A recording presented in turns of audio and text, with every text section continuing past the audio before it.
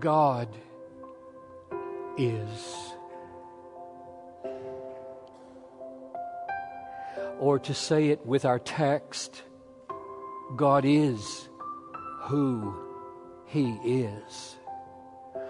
Or to say it philosophically, God absolutely is. Period. And everything changes. One of the billions of facts, of all the billions and billions of facts that there are, this fact, God is the most basic and the most ultimate. All other facts rest here. All other facts go there. There is nothing underneath the fact God is, holding it up, nothing above the fact God is, to which all is tending. This is the most basic, most ultimate fact that is. God is.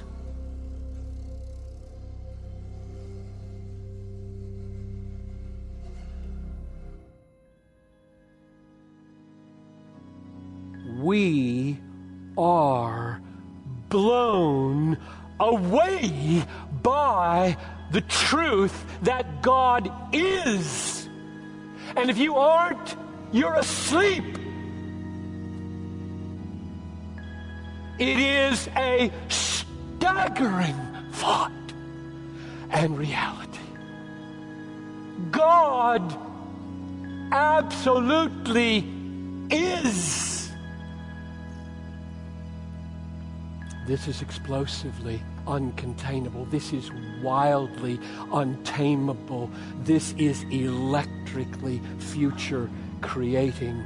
And so what I want to do now is to tell you 10 things that it means.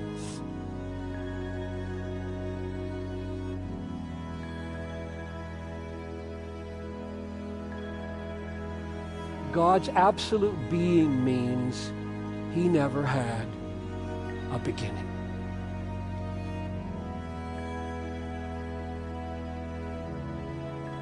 Number 2, God's absolute being means God will never end. He won't go out of being. If He did not come into being, He cannot go out of being because He is being.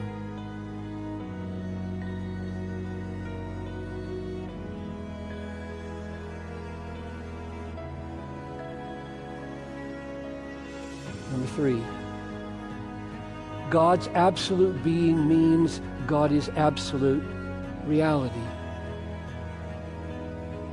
There is no reality before God.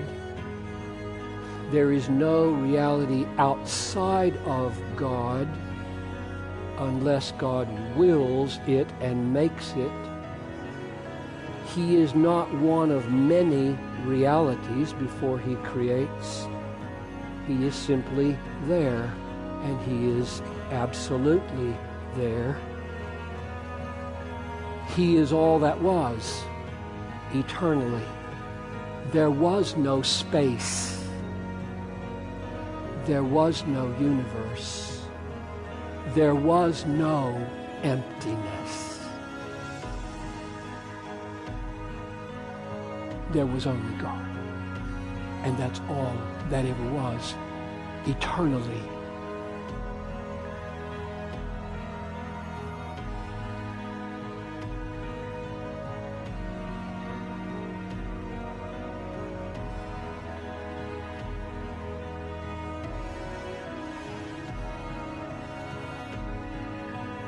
Number 4, God's absolute being means that God is utterly independent.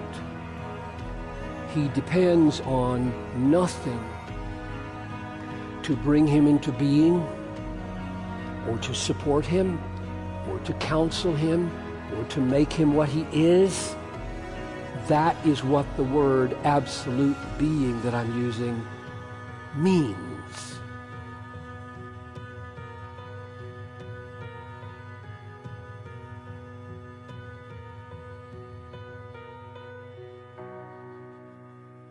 Number 5, God's absolute being means, rather, that everything that is not God depends totally on God. All that is not God is secondary, dependent. The entire universe, let it be said clearly and matter-of-factly, the entire universe is secondary.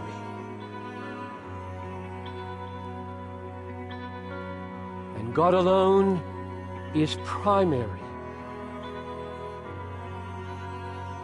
The universe came into being by God, stays in being moment by moment on God's decision to keep it in being. It is utterly, totally fragile and dependent and secondary. God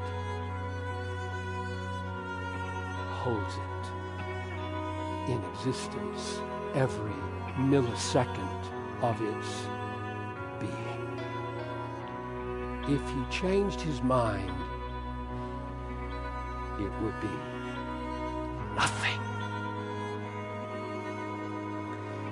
6, God's absolute being means all the universe is, by comparison to God, as nothing.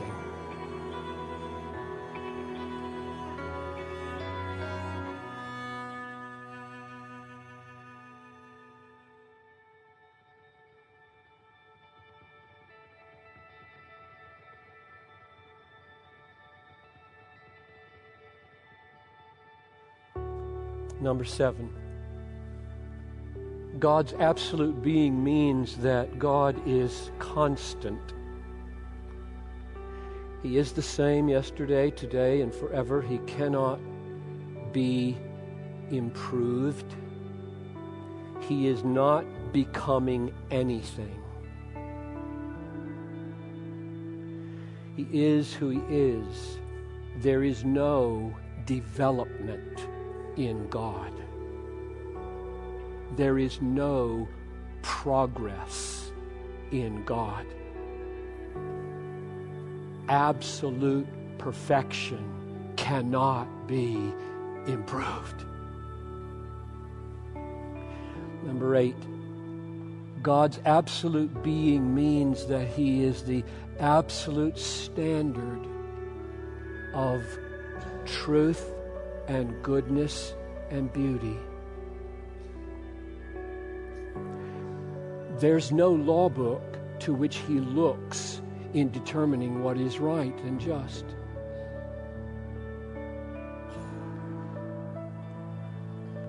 There is no almanac to establish the facts for God.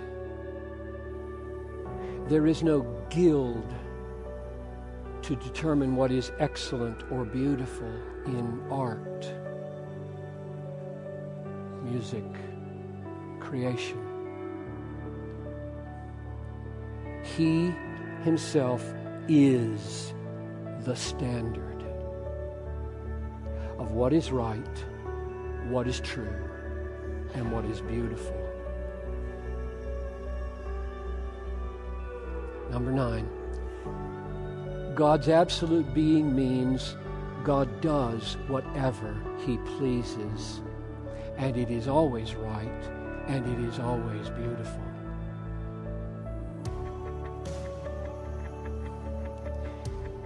There are no constraints on him from outside that could hinder him from doing what he pleases.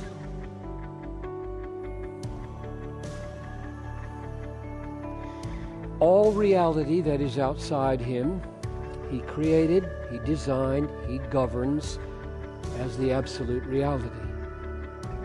So he is utterly free from any constraints that don't originate in the counsel of his own will, and therefore being absolutely free, he always does his good pleasure.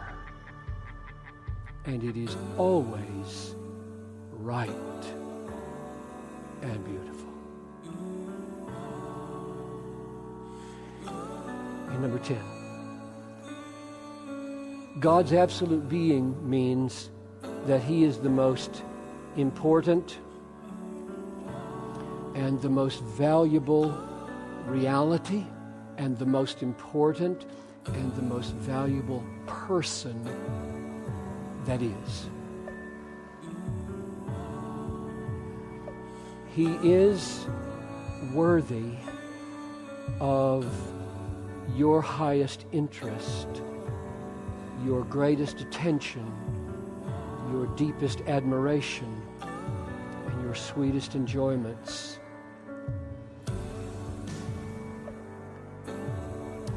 Including being superior in all those ways to the whole universe. That is what we believe. God is.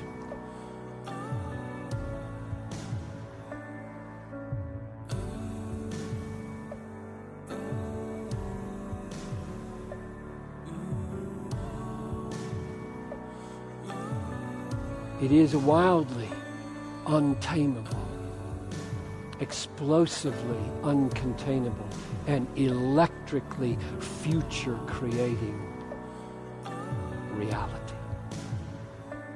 God is.